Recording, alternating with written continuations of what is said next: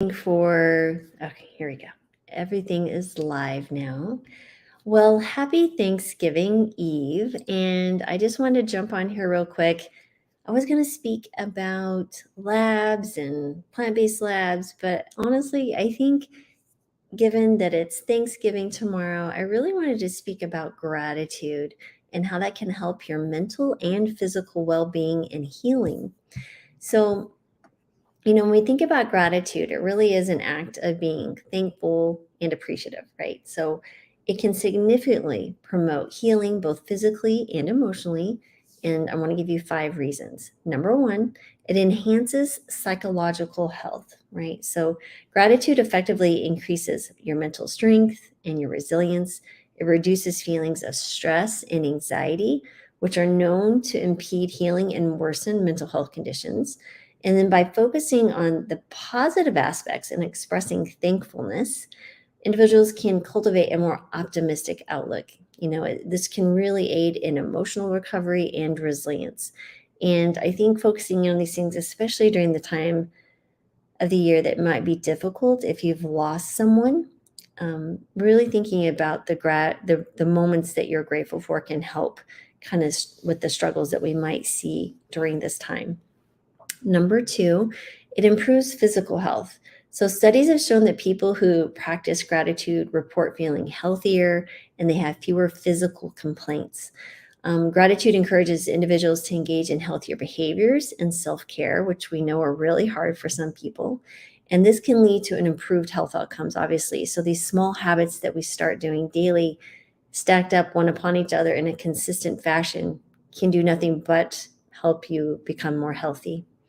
And then, moreover, a thankful attitude is linked to better sleep quality, more regular exercise, and willingness to seek help for health concerns, all of which are essential for healing. And the 3 things I tell people that I need you to focus in on if you really want to get the ball rolling in your health is a whole food plant based diet, regular movement of your body, at least 30 minutes a day, where you're getting your heart rate up, where it's a little hard to finish a sentence, and then really focusing in on restorative sleep, getting to bed, at a decent hour, which means before 11 p.m., preferably around 10 p.m., trying to get, 7 to 8 hours of very good sleep. And there's many factors in there that can help you do those things. Again, depending on the person, lots of individual factors at play. But at least knowing those are the 3 things, if you can focus in on those 3 things, a lot of the other things get better. All right, moving on. Number 3, this strengthens relationships, believe it or not. Gratitude helps in building and maintaining those strong relationships, which are so crucial for your emotional support during healing, right? So, feeling appreciated can improve the quality of your relationships, including with your healthcare providers, which can lead to better care and support. So, strong social support is really vital for emotional being and can be a buffer against stress and illness. So, one thing that you might want to consider is with your significant other, your partner, family member, uh, loved one, spouse, child, neighbor, colleague, it doesn't matter. Just expressing gratitude to them and how much you appreciate them. I think one goes a long way for your own well being, but also promotes well being in them. And there's going to be a beautiful ripple effect that you will never know about because they're going to take those feelings and share them with others in their life that you may never meet. So just know that there can be a kindness ripple that'll occur just by you sharing your gratitude. And then the other thing, number 4, is it reduces toxic emotions, right? So regularly practicing gratitude can reduce the frequency and duration of episodes of things like envy, resentment, frustration, shame, and regret. It helps in kind of shifting the focus from what is lacking to or problematic to more of what's you can be appreciative for, especially appreciating the value of what's currently present in your life. This shift can reduce the stress that exacerbates, physical conditions, and then which can impede your healing process. So, thinking about gratitude will help negate those negative or toxic emotions. And then finally, it really promotes a positive feedback loop. I'm all about feedback loops and habits, and how we can just keep manifesting these good things, right? So gratitude can create a positive feedback loop in the brain. So expressing gratitude and recognizing the good in your life can trigger the release of neurotransmitters like serotonin and dopamine. And all of these are associated with feelings of happiness and well-being. Um, so this can kind of start this self sustaining cycle where gratitude leads to positive emotions, which in turn makes it easier to feel grateful, which makes it easier to feel positive emotions.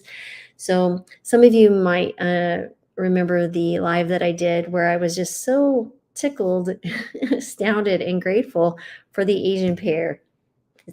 This is my imaginary Asian pear. And how I was just transformed for days thinking about how grateful I was to find an Asian pear in a hotel breakfast buffet. And then I found it again on the 2 days later. And I was just amazed that I could be provided something that I find is a treat. And it just really made me happy. So I started telling people, start looking for your Asian pear. And I think there's one other story I'd like to share with you. And it goes back to the holidays and missing the people that, had great value in our lives. And this is about my grandmother, who I call Grams. She lived with my husband and I for 8 years. She left a very physically and verbal abusive relationship to come live with us before we even had our youngest, Gabe, who's 25 now. And so she was with me during medical school and residency. And during my third year of medical school, she was diagnosed with breast cancer. And it was a very aggressive form of breast cancer. So she had to have chemotherapy, bilateral mastectomy, and radiation. And I'll never forget, one night, it was late because I'd get home late from school, trying to take care of 3 kids in medical school and a very sick grandmother. And her hair had been falling out. And she asked me to cut her hair. And I was like, she had this beautiful white, thick mane. And it was straight. And she goes, Lori, I need you to shave it because it's just falling out and the hair is getting everywhere. And we had wigs and everything, but it was really hard for me to shave her hair. But I knew that I needed to do that because that's what she needed. And I would do anything to make her feel better in this journey of fighting her cancer. And she goes, I'm so grateful for this because I just know that my hair is going to come back curly. And I've always wanted curly hair. And we were so giggling. I still remember this to this day in my kitchen, her sitting on this chair and me literally taking the thing and buzzing her bald. And, of course we had the mohawk first and then we did this and, teased her about how shiny it was and all that good stuff. She had such a good nature about her and was such an amazing support in my life. And, but anyway, I won't kid you not. Her hair came back and it was curly.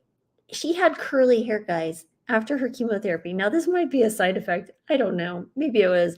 But I like to say this was because she had a grateful heart and she literally manifested her curly hair, which she'd always desired. But it just required, of course, breast cancer, chemo in order for it to happen. And so I think of those moments. I also think about anytime that I have tomatoes. I love tomatoes. Oh my goodness. And she loved tomatoes. She would cut these delicious tomatoes that she'd pull from her garden and slice them and put a little bit of salt on them and just devour them. So anytime I see a tomato, honestly, that's how I know salt is not healthy, but I just put a little bit on it. I will cut the tomato and just love it. And it means so much more to me outside of the lycopene and all the delicious things that I'm getting from the tomato. But it brings me back to my grandmother and how she loved tomatoes and how much of an important person she was in my life and how she told me I could be a doctor and that I would be a doctor. And going through medical school with 3 kids and taking care of her during her breast cancer. And then she eventually also had a stroke. Those were not easy times. And I was very blessed to have a husband who was very understanding and helpful as well, and other people who surrounded me and supported me during that time. But anyway, I just want to share that little bit of story how even in the worst and most struggling times, either if you're watching someone suffer or someone is suffering, that a little bit of gratitude might just come back and provide your straight hair to be curly, or maybe it will provide something else that you're desiring in your life. But the mind body connection is such a phenomenal thing that we don't understand. And I'm love talking about this stuff, as you guys know, because it just makes this life such more brighter and lovely. And on that note, I would like to wish you all a very happy Thanksgiving. And I hope it's full of love and gratitude and sharing wonderful friendships and with family members. And, if you struggle with eating a whole food plant-based diet on Thanksgiving, that's okay. It doesn't negate all of the things that you've done in the past. So anyway, I wish you all a happy Thanksgiving. And always, thank you for spending time with me, especially on this time where I'm sure there are family coming, but you are all wonderful. And again, I'm so thankful for you. Just a quick note, I am doing an osteoporosis workshop next Thursday live, and you can join. If you join the Healing Kitchen, it's free, or you can just join. Otherwise, you're always welcome. It's at the drmarvis.com website. I'm still seeing patients. I will be also opening up a new glucose mastermind in December, starting December 12th. We should have the live registration link next week.